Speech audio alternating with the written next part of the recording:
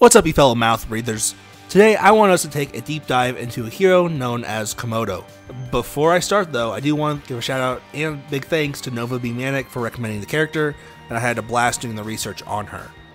Also, you might see some of these characters that she was next to here in the future on this channel. But if you're new to the channel or have been watching and hanging out, it would be super cool if you could subscribe and hit that bell.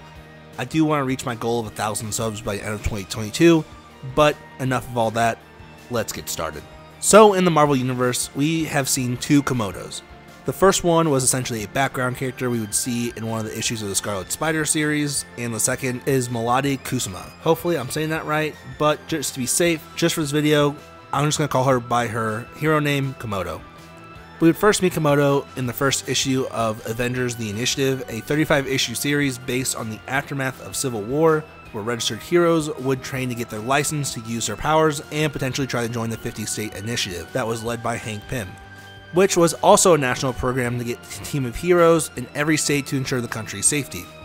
Now, pretty early on in the series, we'd find out that Komodo stole the lizard formula from a longtime Spider-Man frenemy, Curt Connors, or best known as, well, the Lizard.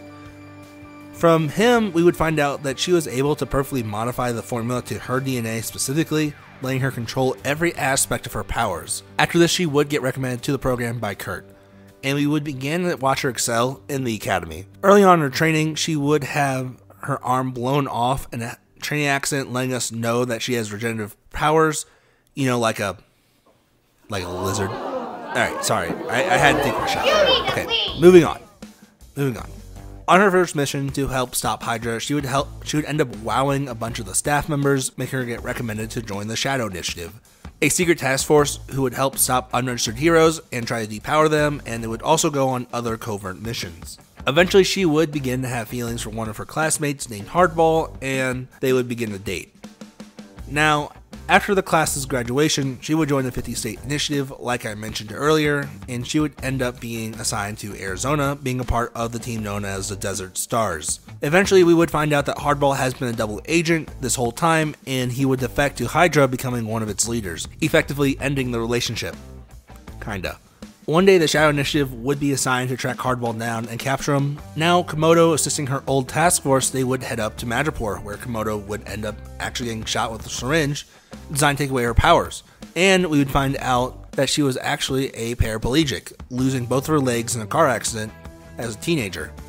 Which, if you think about, makes you kind of understand why she specifically chose to steal the lizard formula in the first place. Well, eventually, she would get her powers back and be freed by the Shadow Initiative, which was now run by Norman Osborn, who took over S.H.I.E.L.D. and turned it into a new organization known as Hammer.